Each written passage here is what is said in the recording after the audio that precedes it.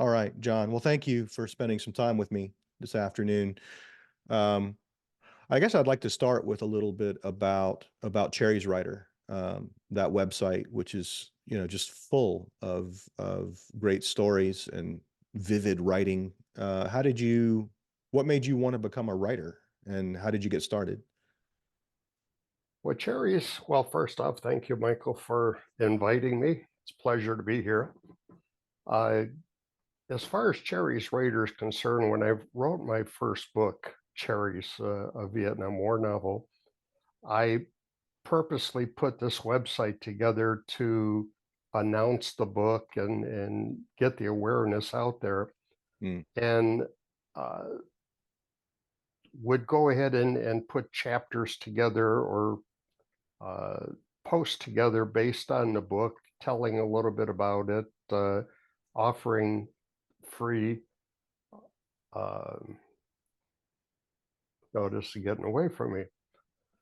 Uh, Offering free looks into the book, showing a quarter, 25% of the book, and uh, it got to the point where I wanted to have others learn more about the Vietnam War, and I started writing other articles related to pretty much due to infantry because I was an infantry soldier, mhm, and I wrote about the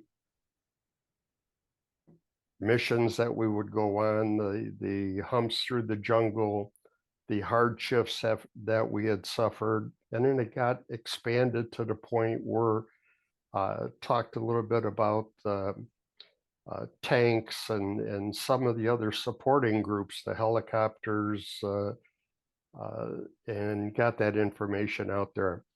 It all in all, it turned out to be an informational website. After 10 years, I'm up to 650 some articles. I've got videos, I've got music, all the Vietnam books that I've read. I've listed in a section there with my personal book reviews mhm. so that readers can go ahead and maybe check out some of the Vietnam War stories that I've read. Mhm. Uh, and purposely just every week trying to post a new post to keep the Vietnam legacy alive, pretty much. Hmm. So you said it started out as a promotional website for your first novel. That is correct. So what inspired you to write a novel? I mean, were you had you done anything like that before? No, no, in fact, it took 30 years to go ahead and make that book. Uh, Going back in history, within 5 years after I was married, this was in 1978 or so. When I was in Vietnam, I maintained a diary that I carried in my uh, pocket of my shirt. And every night I would just list a sentence or two to sort of summarize what happened that particular day. Well, we were over by my mother's for a Sunday dinner, and she brought out a shoebox with all of the letters that I had written home. So my wife got excited. We sat on the floor and started going through some of these letters, and she'd ask questions of, "Well, what do you mean by this? What was that all about? Uh, Give me a little bit more information about, what would happen here." Mhm. And it got to the point where she said, "Why don't you sit down and just write all this stuff down on paper?" Well, at that time, uh, there were only manual typewriters, electric typewriters, and anytime that you'd have to write something, you'd have and edit it, you'd have to retype a whole chapter because you couldn't move words over to add a sentence or two. And I would end up with a desk high set of rewrites. Went through a lot of paper writing this stuff, and I had completed kind of like a first person version summary of what happened during that year. And my wife would come back after each chapter and say, well, this is not clear. I don't understand that. And it was written in a sense, not so much to have other veterans, Vietnam War veterans, say, hey, yeah, this is what I did. But it was more like an informational thing to those folks that never served in the service. Mm, The civilians at that time, to give them an understanding of what infantry soldiers had gone through. mm, Well, after I finished writing that first person, it was roughly 150, 175 pages. I started to send it out to different publishers and had over 100 rejections because at that time, Vietnam was still unpopular mm. and nobody wanted to read stories of the Vietnam soldiers. So, but I did find one particular publisher down in Georgia who said, you know, I may publish this if you were to rewrite it in the third person. Well, Can we and he says, as a suggestion, the initial book was called The Ingenuous Soldier, which pretty much defined as a naive soldier, soldier boy, so to speak. He says, instead of that title, why don't you call it Cherries? Because cherries is what you were. You know, you went over there and you got your cherry busted, and most of yous were called cherries anyway. So I took him up on that. And Sorry, about that, John, can I interrupt? Uh, sure. I'm curious about that feedback. Like, why would he want you to rewrite it in the third person? Usually people think that first person is much more, I don't know, engaging, but it draws the reader in. Why go third person? Well, to make it more informational and for people to understand, he wanted me to show more Mm, instead of just giving my personal opinion. So got it. Okay.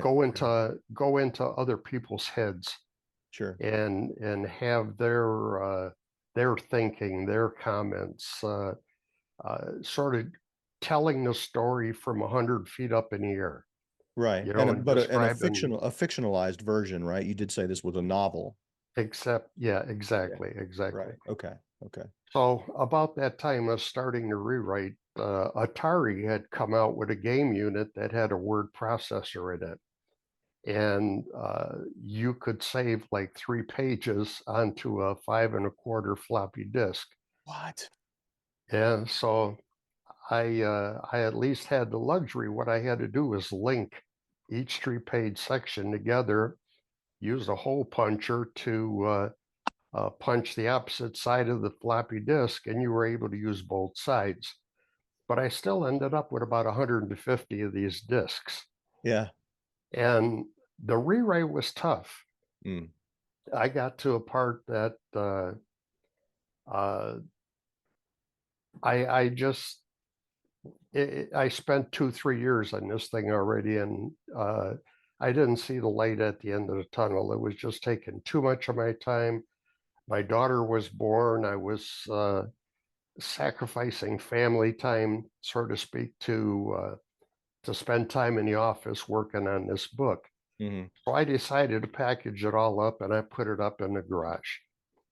Well, backing up just a few months prior to that, I had gone to my 35th high school reunion and I took 3 or 4 copies of the first person version with me and I passed them out to some close friends that I had there. Hmm. And I didn't go to the next two units or the next two uh, luncheons that they had. And when we went for the 40th reunion, uh, they had all come up, well, what happened to that book? You know, what'd you do? Is it doing good? We haven't seen it anywhere and so forth. And it was, well, you know, I gave up on it. It says, really, you know, it was a fantastic story, you know, and what can we do to help you? You know, we'll jump in and help you wherever, but you've got to get going. And they started to pester me even after the reunion, to get that thing out and start going again. Well, I had 150 diskettes. I was three-quarters the way done in the story, and I went to some of these computer stores and wanted to get the Atari diskettes converted over to Microsoft Word because computers were out now, and you could do all that wonderful stuff. Mm. And, it was astronomical what they wanted to charge you for that stuff. So my daughter volunteered at the point to take the uh, first person version and what I had completed so far on the third person rewrite and put them all into Microsoft Word, and she gave it to me on a stick. Mm. It took her about 6 weeks, but that saved a lot of time. So I had my beta readers were out there, and uh, we were shuffling papers back and forth. And finally, it came to the day that, okay, I'm going to publish this thing. Uh, I didn't need a publisher. I can self-publish now. And I went into Amazon and I learned what I needed to do as far as uh, setting up the book and a cover and uh, just everything that I needed done. And we published that book. And And when was this exactly? uh, April of 2010. Okay. And, this book turned out to be twice as long as the first person version. And to hold that thing in your hands, I mean, there's nothing like it, and I started passing out copies, and the book just took off. A lot of people started reading it. Today, 10 years later, I've got over 1,150 reviews, and it averages about 4.7. I'm getting comments from current soldiers who fought in Afghanistan and Iraq. They had purchased the books and read them, and they'd send me pictures with the book sitting in the sand, or Mm. uh, on their bunk. And it was, if you were to taken away the jungle, the spiders, the hot, wet, muggy temperature and substituted sand, camels, and scorpions, you'd be writing my story. Hmm. And it got to the point where some of the positive feedback that I had received from spouses was that, the husbands who had been able to read the book, some have said they can't get into it. It's just too much for them. And they then would be able to ask the husband questions that they could affirm or deny. They didn't want to talk about their service. They don't want to. Uh, Surely mine was not a duplicate of their spouse's 12 months, Right. but it was something that maybe they could relate to partially. Another situation was when I had already been a member of the Vietnam Veterans of America and part of the color guard. So we had 12, 13 families that were pretty much together. We'd go everywhere together. And, when the guys got together, we started talking war stories and using a lot of acronyms and so on. And the wives have no idea what we were talking about. Well, after they read the book, they started joining in on some of our conversations, and even asking questions that surprised us that they would even ask such a thing. But it was because they read the book that they had a better understanding of what happened over there. And Yeah, not just a better understanding, but the vocabulary, the shared vocabulary to join in. correct, correct. Yeah. So they learned a lot of the acronyms as well. Hmm. So that's how Cherry came about. Yeah. Um, yeah, and then it just evolved, right? The website evolved into a much broader thing, which it is today. And I think I mean, it's a real treasure trove, I think. Let's back up a little bit and talk about your military experience. Did you, first of all, where did you grow up? Ask me that. I didn't understand the question. I asked you where you grew up Oh, where I grew up in Detroit. in Detroit. And Yeah. did you come from a military family? Had your father been in No. the military? No? Well, we had immigrated from Germany. My father, this is another story, but my father was in university in Poland in 1939, Mm, and it was assumed, or they had thought, that Hitler was going to invade Poland. So they closed all the schools, they took everybody out, and they made them soldiers. Well, my dad had a master's degree, and at that point, they made him a captain in the cavalry. And I had seen some of his pictures in his uniform, his 3 foot long saber, and his trusty steed. mm, Well, when the invasion finally took place, uh, you had all these guys on horseback attacking tanks. mm, And it took only 3 weeks for Poland to be overrun. And everybody that was there, he had been wounded once and taken prisoner. And he spent from 39 until 45 in a POW camp. mm, Well, my mother was German, and the POW camp was not too far from her farm. And she had met my dad through the wire, and she'd sneak him apples and food and some of this stuff through the wire. Well, she was able to get away with it somehow. And after they were liberated in 45, my dad got out, and he and my mom got together, and eventually they got married. And I was a year old. We came over to United States. wow. So you So were born in Poland, I was born in Germany. in Germany. Okay. Yeah, my Oh, mother's so they didn't first go back to husband. Poland after they got together, after he was released. They didn't go back to Poland. They stayed in Germany. Right, Gotcha. Okay. right. Yeah. He Okay. was he had told me a story about the Americans had offered the prisoners jobs to rebuild and do some of that stuff. So he was actually being paid by the US military, Mm. until they decided to leave, which after 5 or 6 years uh, of working for them, we came to the States at that point. And what was his master's degree in? Political science. And was he ever able to use that again, or was that the war He kind of not ended when he that? came to the States because the laws were a lot different. He tried to get into law and they wouldn't let him. But he wanted to pursue his doctorate degree, Hmm. and he started working from home through some of these professors in England. And it took him several years, but he was able to get his doctorate degree. He spent most of his career as a custodian in Catholic schools, Mm. same schools that I went through.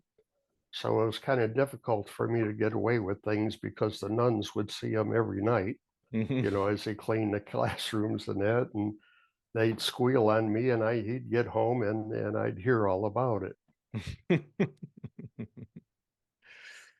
So, did you volunteer? Were you drafted?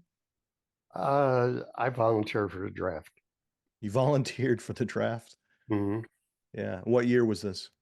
70, And well, how old? 69 actually, right after I got out of school. So you were what, 18? 18. Yeah. And where did you go? How would tell me about your induction and your training and all that? Well, I went to one of my books. My sixth book is actually built on this very first day. February 27th, 70 is the day I went into service, but it was also my dad's birthday. And he ended up having to drive me to Fort Wayne, which is this historic fort in Detroit, which was the induction center for everybody in the state of Michigan.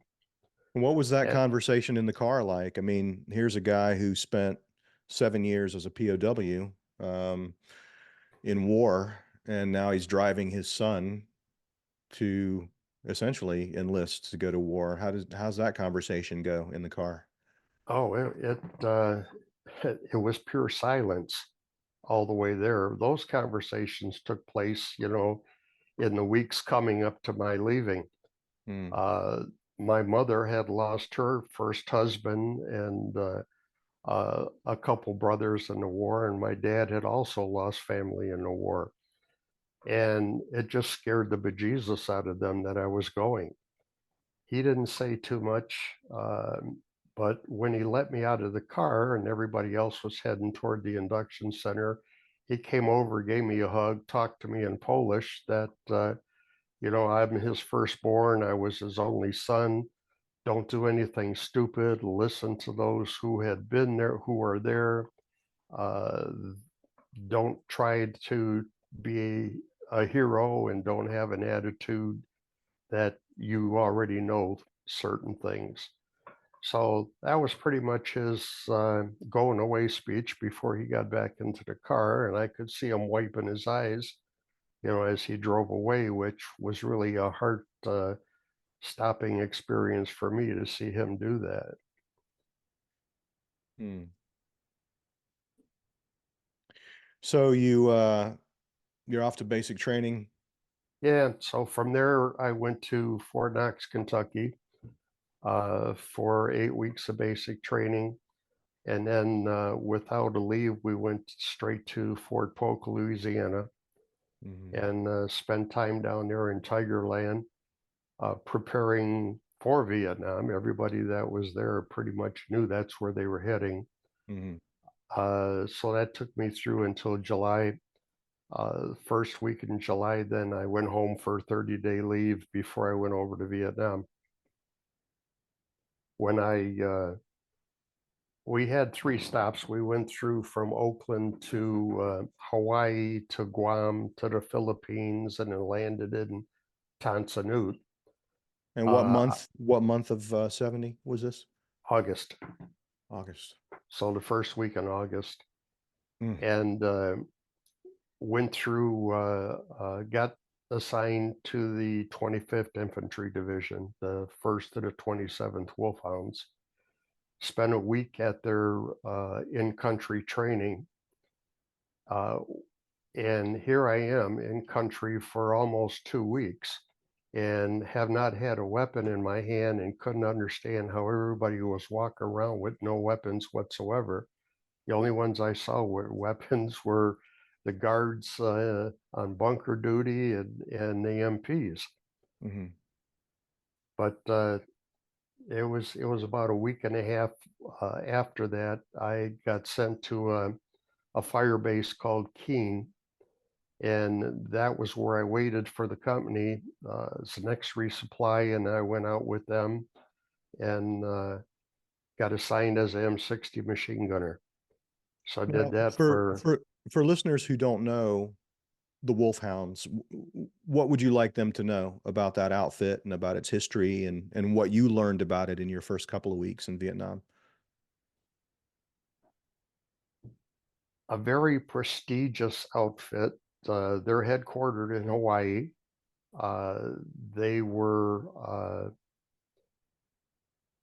during the Korean War. They were involved in a lot of the fighting. They had a lot of presidential citations for what they accomplished. And if I remember correctly, in the war for terrorism recently, is the Wolfhounds who were in Afghanistan. So uh, there was a lot of great outfits. They all had their history. Uh, the Wolfhounds, there were two brigades, the first of the 27th and the second of the 22nd, and they were notorious. A lot of when I had transferred up to the 101st later in my tour, people up there had heard about the Wolfhounds. Mm. So uh, I'm Well, really not a historian, and I I didn't learn all that much about the unit itself. only that what I had heard. Yeah, but I mean, when you were assigned to the Wolfhounds, you had no idea what that meant, right? At some point, it had to start to wash over you, like the significance of that, right? That these guys were, True, true. yeah, It was just another outfit as far as I was concerned. yeah, yeah. So, sorry I interrupted you. You were just going out with them for the first time. Oh, well, because I was a big guy, they gave me the M60 machine gun, Hmm. and How big, John? Are you I was 185 at the time, 6 foot. okay? Yeah. So I got assigned the M60, and I got assigned to a squad that I was surprised to see once I had landed. A platoon sergeant that I had down in Louisiana, and one of the guys from my AIT outfit were already in my outfit, Mm. and they had been there like 3 or 4 days before I had gotten to the field. So So they had talk me through your experience with the Wolfhounds prior to your joining the Screaming Eagles. while I was there with them, we went through different areas: Michelin rubber plantation, the Boiloy Woods. Uh, we spent time around the Iron Triangle, which is another notorious place down south. If they were to tell you about it, the defeat of Saigon back in '75 or up in '75 occurred through this Iron Triangle, which was their uh, main area of replenishment for supplies. And Hmm. there was a lot of bunkers, a lot of underground tunnels, complexes, which we uncovered during our patrols. Uh, that unit had just returned out of Cambodia about 2.5 months before I got there. So some of them were still telling stories about what happened in Cambodia.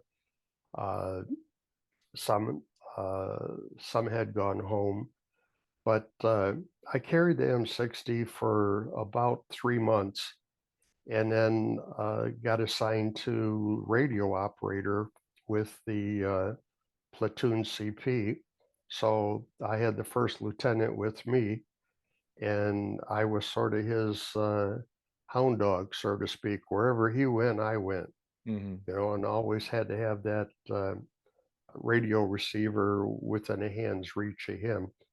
That was kind of interesting because I had a much better understanding of what we were going through at the time versus, hey, let's walk from A to B, let's set up our night perimeter, let's get up in the morning, do the same thing. Hmm. Uh, I had a little bit of background about what everybody else was doing Hmm. because I had to report to the lieutenant. Each squad uh, in a platoon would split out and go in different directions during the day, and I was sort of the coordinator of all those efforts. Sure. Yeah. Um, how long were you guys typically out at one time? Like, were you out for days, weeks at a time? Anywhere from 4 to 6 weeks.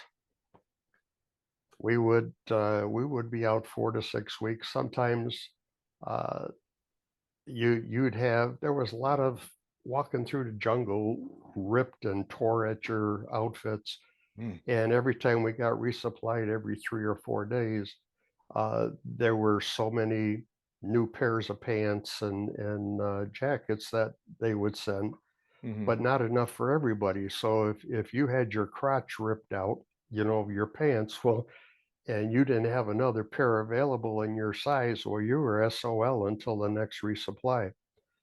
And that's pretty much how it was. But we would be out for 6 to 8 weeks. During that time, if we were lucky, we would have the cooks come and bring us out uh, a hot meal for dinner one particular, maybe twice during that 6 week period. Then we would come back to the fire base, stay there for 3 nights, uh, kind of like an R&R. Uh, we got to, they had beer and they had floor shows and they had different things for us. And after 3 days, we'd get reacclimated and head back out for another 6 weeks. Then they might bring us back to Kochi, which was our base camp. Hmm.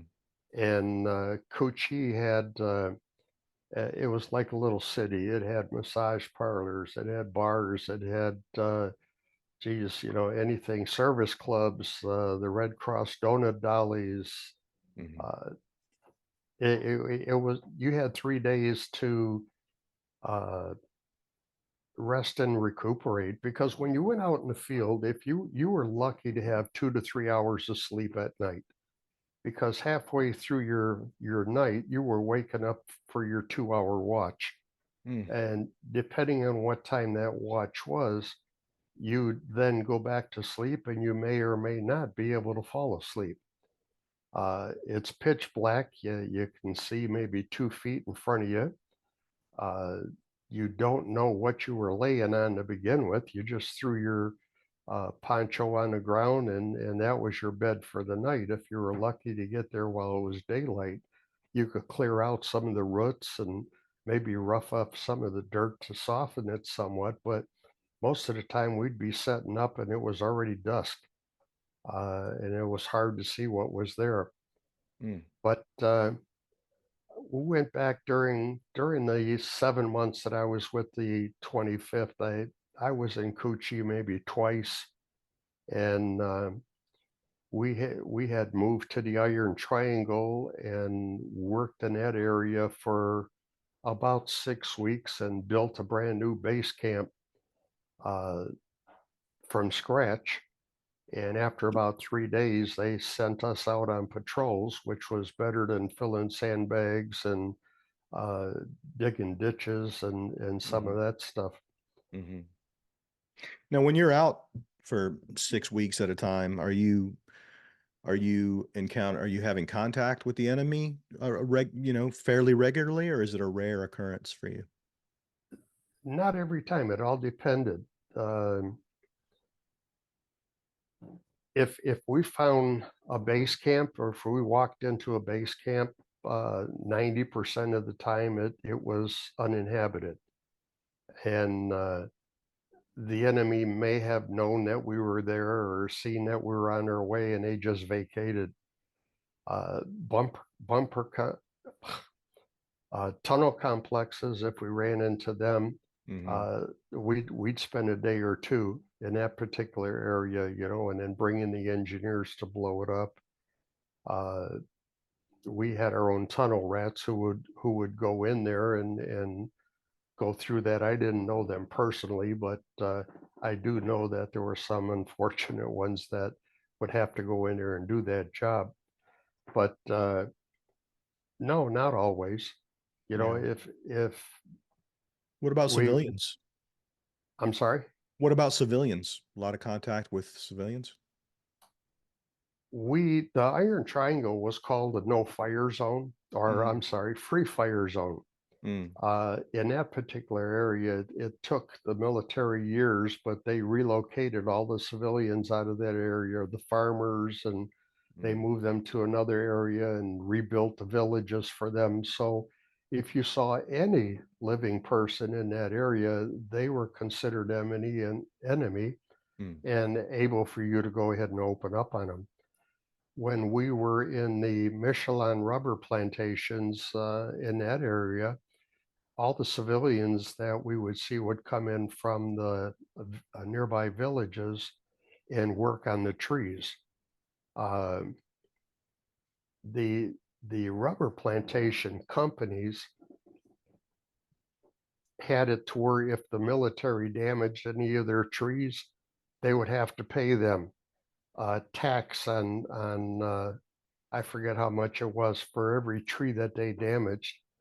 Mm. And uh, the VC who primarily operated in that area would try and develop skirmishes because sometimes Americans would open up and sometimes they wouldn't. They Mm. didn't want to damage the trees or there were civilians in the area. Mm. But we enjoyed working near the villages because, you know, the kids were always there. They had ice cold Cokes uh, that you could buy for $1. And, you Hmm. know, after being in the jungle for a month or 6 weeks and drinking lukewarm water and an ice cold Coke really went down well. You'd pay $5 for one if you had to. Yeah. So how did you come to be transferred or reassigned to the 101st? The 25th was taking his colors and returning to Hawaii. So they were leaving Vietnam with the drawdown, and anybody that had 10 months and over got to go back with them. Mm. Anybody below 10 months was reassigned. Hmm. So I had a close friend of mine who's a fellow Detroiter here. He got assigned to the 23rd, and a bunch of us, most of us, went up to the 101st. But it's funny that a lot of veterans and maybe historians will remember uh, the siege of Firebase Marianne, which was a base camp or a fire base operated by the 23rd Division, Marical, same division that fired up My Lai, uh, but they got overrun, and there were a bunch of people that got killed on that fire base. Well, this friend of mine, Steve, he was assigned to that fire base 2 days after this battle. Oh. And I didn't know about that until we got together about 20 years after the end of Vietnam, and he shared that experience with me. Mm. So how many months altogether did you spend with the 101st? 5. And I what was got that? from What was that like? March until August, and it was a way different experience. You know, being we had triple canopy jungle, we had uh, going through the rubber plantations. Rubber plantations were pretty much wide open. You'd have trees about every 20 feet, and they were spaced perfectly so that if you look this way or that way, you had a straight line. Hmm. Uh, but there were no shrubs, and it was all flat land. There was no marshes, no rice paddies through there. Uh, and it was easy humping, so to speak. But once you got into the jungle and you had uh, the wait a minute vines, we call them. It's like rose bushes that would just drop out of the sky and stop you. And it's been known to rip some tank commanders uh, out of their little hole that they Turrets. got up on the top that they stand there by the machine gun. Yeah, I, the I turret. yeah, that's what the word I was looking for. So Mm. the wait a minute line vines would wrap around them as the tank was going forward and just rip them right out of the cupola, I think it's called. Oh, I see. All right. And those things were terrible. But now getting up to the 101st, everything was mountainous. Mm. And you know, here I thought I was used to patrolling, you know, because I'd carried the 60, I carried the radio. Going into the 101st, I didn't want to be in the infantry because we had heard horror stories down south. Uh, every resupply, we would get a newspaper called the Stars and Stripes, and Stars and Stripes is still active today, but that gave us an opportunity to read about what was going on in the country and what was happening back home. And there was always articles about the 101st just getting beat to death, you know, different things that were happening to them and so on. And when I got up there, even after spending 7 months in country, I was scared to death. I went and saw the re-up officer and talked to him. I wanted to re-up for another 4 years just to get out of the infantry. And he shared some words of wisdom with me. And it's, hey, it's not as bad as you think. Some guys up here in the 101st have gone the whole year without even firing their weapons, and you're assigned to this and this company, and uh, what I could probably do with your background. He says, would you be willing to carry the radio for the company's CP? And that was their command platoon, where the captain was, and all the other radios for uh, communicating with the air and with the rear areas, with artillery and so on.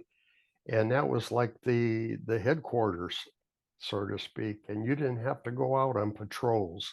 Well, you went out on patrols, but not the squad size, Mhm. not the platoon size. So um, I spent the next 5 months carrying the radio for the CP, and it would take us 3 days to climb a mountain sometimes. And not to seem funny, but we'd have to tie ourselves to the trees at night so that we wouldn't roll downhill while we were asleep. Mhm. And we'd wake up in the morning and untie ourselves, and here you climb for another day, and the same thing happened that second night. When you got to the very top, you opted to either camp there for the night, or you headed back down and on the other side and uh, did that. Uh, most hilltops were landing zones, so they were bare, so that the helicopters could land there. Uh, or if ambulances, air ambulances, had to come and pick somebody up, you trudged them up to the top there. Uh, but the last 2 months, with the drawdown, we started seeing the effect out of that, and they started to uh, pull us out of the field. Mhm. We spent 3 weeks at a camp uh, off of the China Sea that were maintained by the Marines, but the Marines were pulled out of Vietnam, and we were to take over the camp and man the bunkers and so on until we could turn that over to the Arvins, which were Mm. the South Vietnamese Army. Mhm. And that happened for the last 2 months. So actually, out of the 7 months, I only had to spend 5 months in the bush. And it was really no different than operating down south. You go out for your patrols, you were brought back to a fire base. Uh, one particular time, as a reward, the whole company was sent to a place called Eagle Beach. And Eagle Beach was just north of Da Nang, uh, and not too far from a place they called China Beach. And they had the TV series after them. But we got to spend 2 days there. It was like an in company R&R, and they had movies and floor shows, and you had the beach all day long, and uh, that was a lot of fun. It was a big thank you for what we had accomplished, and then back out into the jungles again. Mhm. Was your time with the Screaming Eagles, in terms of just contact, was it more hairy, less hairy than with the Wolfhounds, or about the same? It was less. There were more booby traps up north than there were down south, and there was less action taking place up there. Mm. Uh, Going forward in time, over the years, and a lot of the uh, posts that I've read, the 68 Tet offensive pretty much wiped out the VC, and the North Vietnamese army, who pretty much concentrated up north and fought with the 101st or in the highlands, had to go further south down to the Delta, in fact, and repopulate some of those VC units. Mm. So you can look at it in a way that, hey, there weren't that many left up north to fight anymore, Yeah, and they were spread thinner. they were spread thinner. Good point. Yeah. So let's talk a little bit about coming home. Did you come back with the 101st to Fort Campbell, or did you come back on your No, own? we came back as individuals. Okay. I know that early in the Vietnam War, a lot of units who had been together here in the States went over, as a complete unit. But uh, as injuries occurred and their tour service ended, uh, the draftees and the others that started coming over in 68 and so on had to fill in the holes. Yeah. So we came over as individuals. We went home as individuals. Okay. So when exactly? So this was August of 71 or September, Correct. maybe? Yeah. No, August 3rd. Okay. That's when you set foot on American soil. That's when I got on a plane to head back home. Gotcha. Okay. Okay. And what was it like when that plane landed for you? We landed in the middle of the night, uh, Fort Lewis, Washington. And if I remember correctly, it was like 3 in the morning or so. Mm. Uh, there were signs. We were out in the middle of nowhere. They stopped in the middle of the tarmac. We had about a quarter of a mile walk to get to the warehouse there. We were still in our fatigues, whatever shape they were in, and there were signs posted on the fence. Thank you for your service, welcome home, and so on. And we went into a warehouse where we were all refitted for our dress uniforms. And because it was summer at that time, we had our tan short sleeve shirt uniforms. And that's when a lot of us were surprised. I mean, I went from a 36 waist to a 28-inch waist. And I don't know about the top what it was, but uh, you got all your awards up to date. You got your rank sewed on. Um, Once that was done, you went through a physical, and nobody wanted to spend more time there. So if you had any complaints, you didn't bring them up. You just wanted to get through it as quick as possible. Uh, at that, they sat you down, gave you a steak dinner, and then had buses available to take you to Tacoma, Washington, which was the main airport in town. And outside the gates, that's where you had all the protesters. I mean, as the bus went through the gate, there was tomatoes that came at the bus. There were eggs. Everybody's got protest signs, yelling, hollering at you. When we got to the airport, back then you didn't have a TSA, and you could walk all the way up to the gates. And the corridors with all the gates, a lot of protesters hung out inside, and they would give you a hard time and pick on the soldiers that were normally one or two, by themselves. But when you got a group of 6 or 10, together, they really didn't say too much because they may have started some kind of a fight. But yeah, some of us got spit on, especially closer to the gate. Uh, but we were still, a lot of us were kind of still in awe.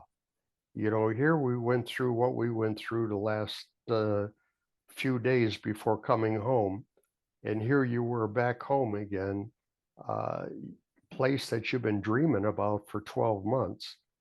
And you see it's not the same place you left, and people hate you, and uh, you're kind of like in a daze. You didn't want to get involved because you wanted to get home. You wanted to get back to your family and do those things. So there was a lot of confrontation that was just avoided, just so that you can get to your plane and get home. Yeah. Once I got on a plane, we flew nonstop to Chicago. There was about 15 soldiers that got off at Chicago, and there was 6 of us that were left, that were getting off at Detroit, which was the last stop. And when we got the six of us were left on a plane, we got fed beer and I mean, I wasn't 21 yet, but a lot of the passengers would buy us beers and uh, sandwiches and whatever we wanted, you know, they were on our side. Well, when we got through the gate, my family was standing there with a sign, "Welcome home, Johnny," and glad you're here. And I introduced the six guys who I didn't know at the beginning of the flight, but once we landed, we were best buds, you know, Mm, like we had known each other all our lives. So I introduced them to my family, and then we split and went our way. But no protesters in Detroit, you mm, know, and went home. The thing that got me was that a lot of the friends that I had or people I graduated high school with, uh, I graduated from a Catholic high school, and there was only 60 kids in the whole graduating class.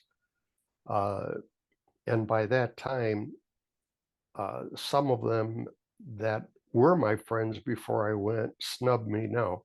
They don't want anything to do with me anymore.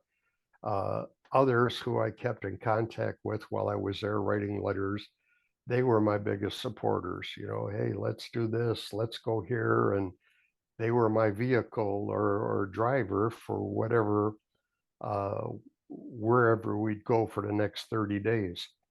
But here I was with my short hair. Everybody else had shoulder length hair, the guys anyway. mhm, Uh, None of my clothes at home fit me anymore, you know, mhm, so I had to go out and buy a wardrobe just for the 30 days. mhm. Uh, and then I met guys in the neighborhood who had been to Vietnam. And we would, uh, the neighborhoods back then in Detroit were everybody knew everybody else. And these were new people that had moved in. I didn't know them before I left, but they were there when I had come back home, and we would sit on their porch till 3 in the morning just bullshitting. And 30 days later, I ended up going back to Fort Hood, Texas, to spend my last 6 months in the service. So you came home, you had 30 days of leave, and then 6 months at Fort Hood, and that was the end of your Army career? Correct. But I got a 2 month early out. Okay. So I got out actually before Christmas of 71. And what did you do after you got out? Tell me a little bit about the life that you built prior to becoming a novelist. Well, uh, before I left for Vietnam, the company I worked for was a major part supplier to automotive. And Detroit back then was heavy automotive. The big three were there, and uh, everybody pretty much worked for a supplier or for the big three themselves. Well, there was a law at that point where if someone had to go into the service, you had to maintain that position for them upon their return. So I went back to the same company expecting to go back into my same position.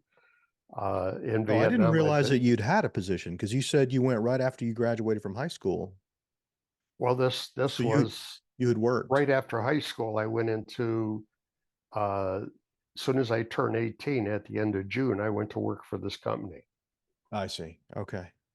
Okay. And in September, I It's started surprising school. that they would hire you knowing that you're likely to be shipped off to Vietnam any minute.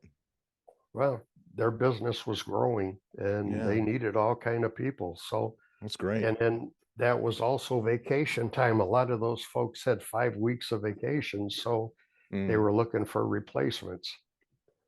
So it okay. just so happened that I was promoted to a sergeant in Vietnam.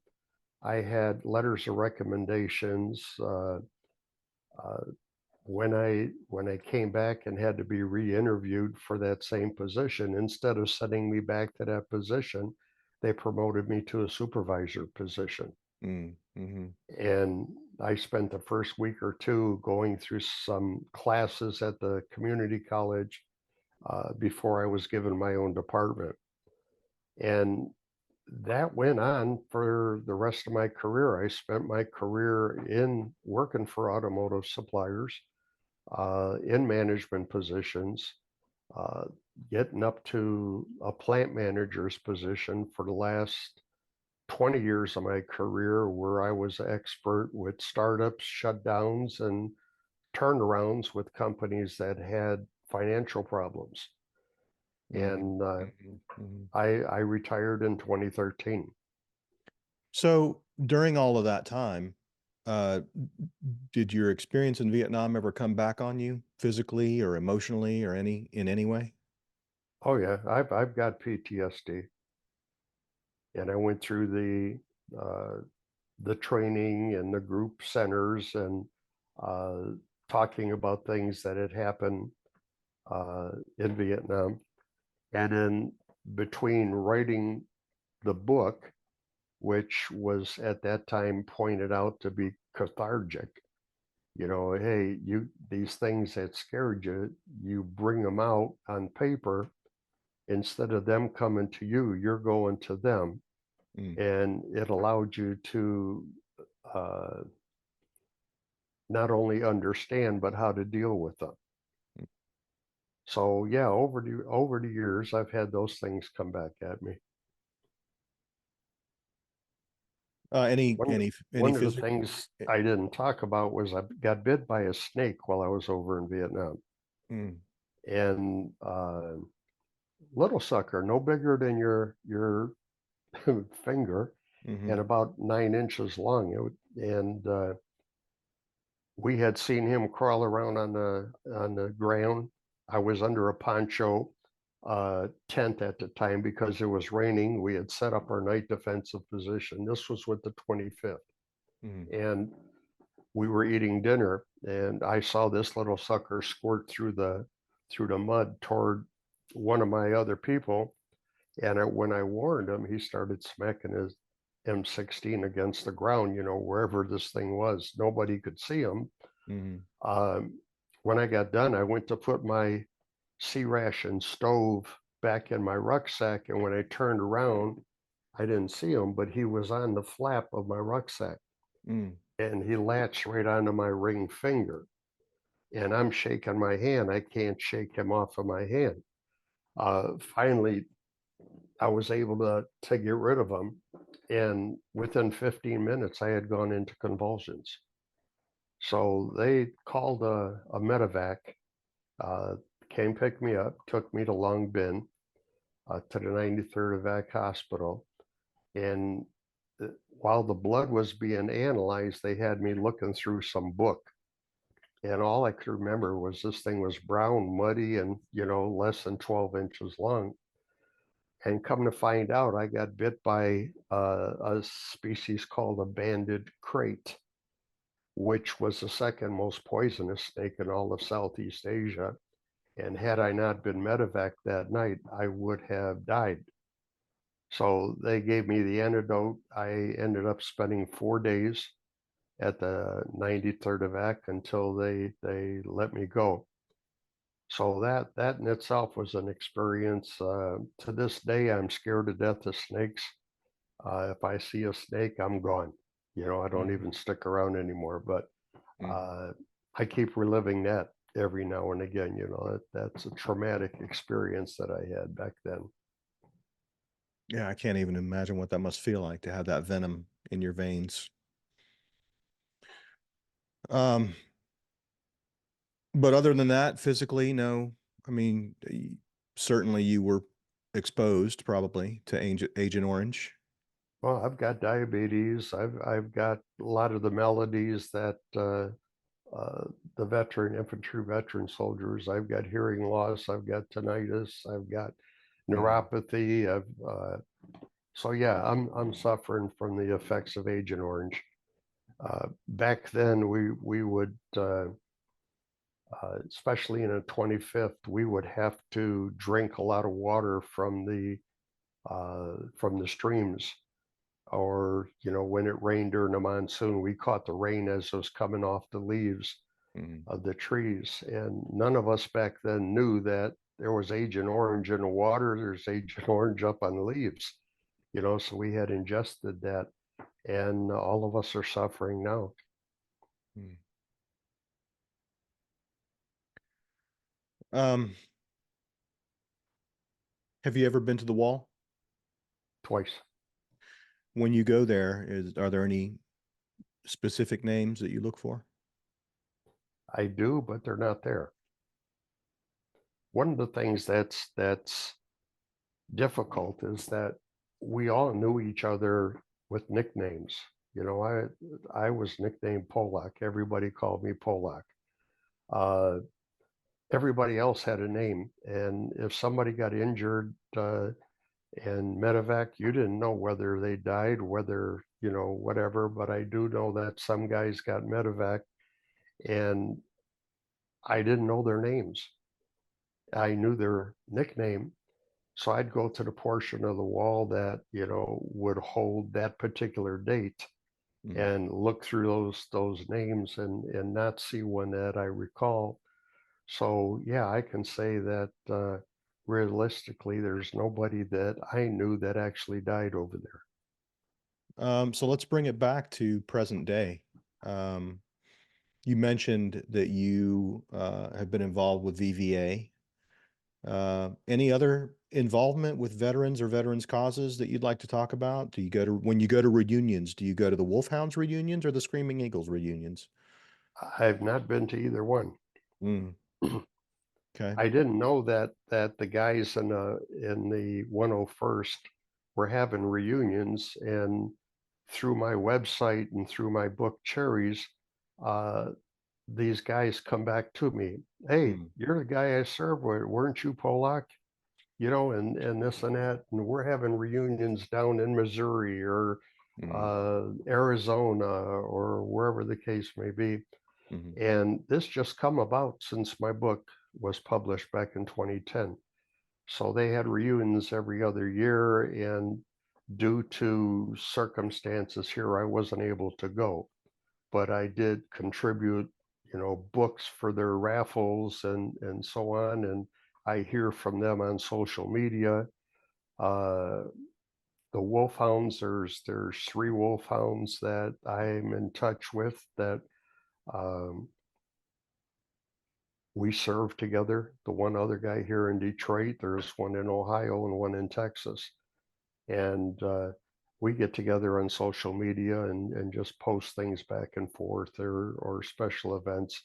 The guy here in Detroit, we got together once and spent a day. The guy in Ohio, I went down to one of the veteran things in Kokomo, Indiana, and the guy in to sign books.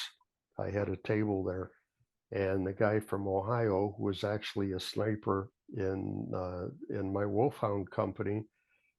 He came there with his wife, and he sat at our table, and we just shot the breeze for the next several hours. So we were planning this past summer to go down a date in Ohio and go through that museum, and then he and his wife were going to meet us there, but that trip didn't happen either. So uh, I belong to the VFW and the American Legion, and uh, try to.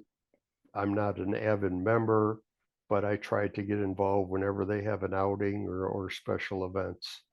Especially this past 4 to 6 weeks, they've all had fish dinners. So we try to make it for the fish dinners. mm. So And let's lately, see. If there's you were, a lot of funerals from the VVA chapter that I belong to. yeah, That's to be expected, I guess, at the age that we're all in. unfortunately. So I'm just doing a little math here. If you were 18 in 1969, you're probably 73 now. In June. In June, you'll be 73. So does it surprise you at all, John, that out of 73 years, it was 1 year that defined the rest of your life more? I mean, you're so identified now with the because of your book and because of your website, because of your your involvement with veterans groups.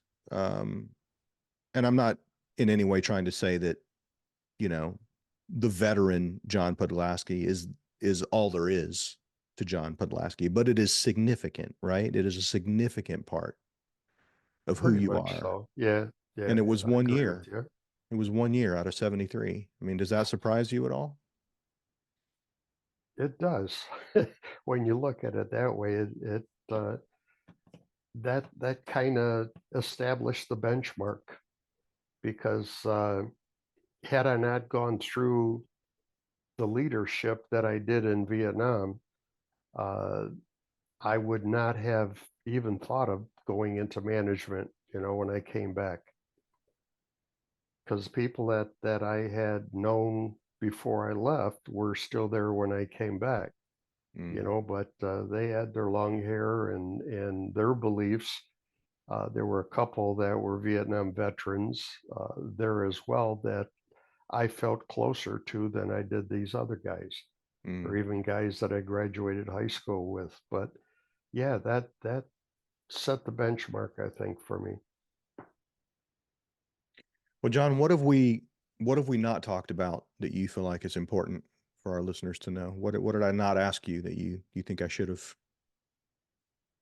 Yeah, there's much you didn't ask me. uh, Well, we can. You say there isn't much, or there is no, much? I mean there's not much that. Oh, I see. Anyway, Yeah, you know what I'm talking we covered a lot of ground for about. sure. But what did we miss that's important? What about your wife? You got married at some point. Yeah, she's been my number one backer. And I've written 6 books or published 6 books now, along with this Vietnam one. 2 are the second and the third book come out of the first book, Cherries, Mm, where I had sort of glossed over something in Cherries. Now there's a whole book dedicated to that particular incident. mm, So there's 2 books like that. The other 3 are short stories. One of them is related to Vietnam. It's the 22770 book that I had mentioned that I went into the service and came out, uh, or went into the service that particular day. But they're all military related except one. I see. And what is your wife's name? Oh, Jan, Jan. And when she's did my you biggest advocate. do you want to talk a little bit about just how you met and when you married and anything like that? Well, we met in 72, and it was cruising one of the main streets. She happened to stop behind me, her and her sister, and my best bud and I. We stopped at behind them, and uh, at the next traffic light, we sort of convinced them to pull over, and we we talked and went to a bar that was happened to be on that block, and then the next day we ended up going to drive-in together, the 4 of Huh. us. Uh-huh. But she had the intention of marrying me from the very beginning. She said that my eyes attracted her, Mm. or were attracted to her. So uh, I can't see your eyes, but I'm going to take her word for it. yeah, and she apparently was able to see him through her rearview mirror. Wow. So that was the comment that she had made or has made to everybody. But we got married in 73. Uh, her mother and father were VFW members, Mm. and I was because I had come out of Vietnam. They were very pro John, Yeah. and he could do nothing wrong. And we married in 73. We had a daughter in 79, and got a granddaughter that's going to turn 6 years old next month. Yeah. And then you celebrated your 50th last year. Yeah, we did. We were down in Florida. We've gone to Florida on our anniversary every year for, I don't know, the last 20. And for the last 7 years, we've gone to the same place as an invitation for my sister in law and met all her friends that she's known for years. and Mm, we all go at the same time of the year. So there's always a group of at least 10 to 20 of us there and have a pretty good time. So we celebrate our anniversaries down in Florida. mm. All right. Well, I think we can wrap it up. I'll make sure that when I cut this together, I mention cherrieswriter.com and let people know where they can find your books and all that. I'll take care of all that.